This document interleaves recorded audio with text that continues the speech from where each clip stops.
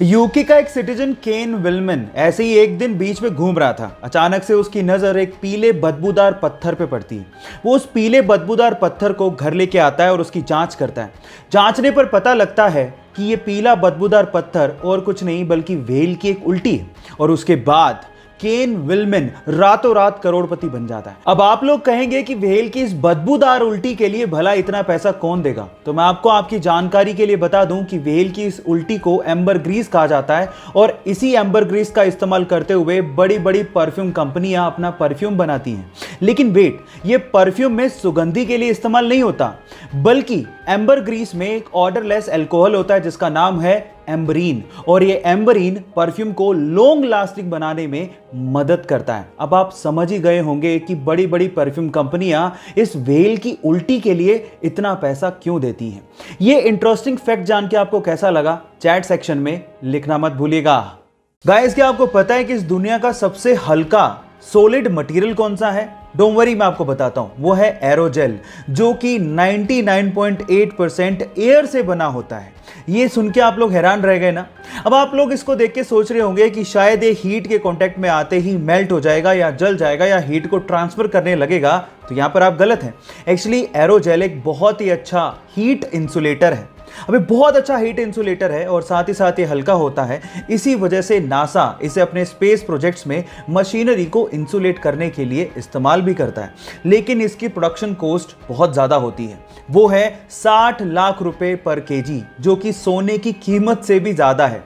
ये interesting fact जान के आपको कैसा लगा? चैट सेक्शन में लिखना मत भूलिएगा। इंडिया में आज भी पब्लिक प्लेसेस की दीवारों पर सूसू करने की लोगों की आदत गई नहीं है। इनफैक्ट देखो गधा सूसू कर रहा है, ऐसा लिखवाने के बावजूद भी लोग उसी दीवार पे सूसू करते हैं। और ऐसे स्लोगन हमारे देश की सुंदरता को शोभा भी नहीं देते।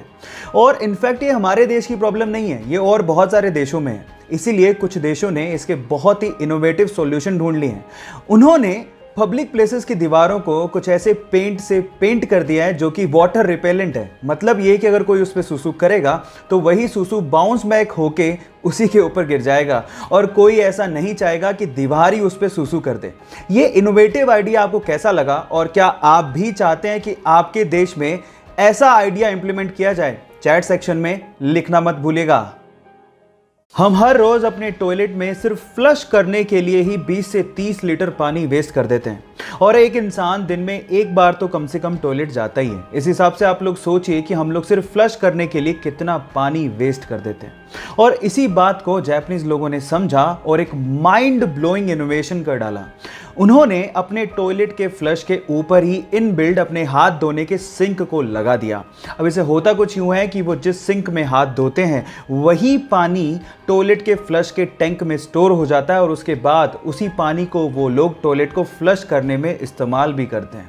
कैसा लगा आप लोगों को ये माइंड ब्लोइंग आइडिया? और क्या आप भी चाहते हैं कि इंडिया में ऐसा इनोवेशन इस्तेमाल होना चाहिए? चैट सेक्शन में लिखना मत भूलिएगा।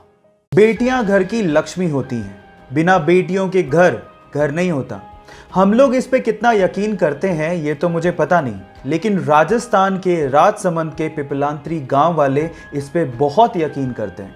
ऐसा मैं इसलिए कह रहा हूं क्योंकि वहां पर जब भी किसी बेटी का जन्म होता है तो सारे गांव वाले मिलके पूरे गांव में 111 पेड़ लगाते हैं।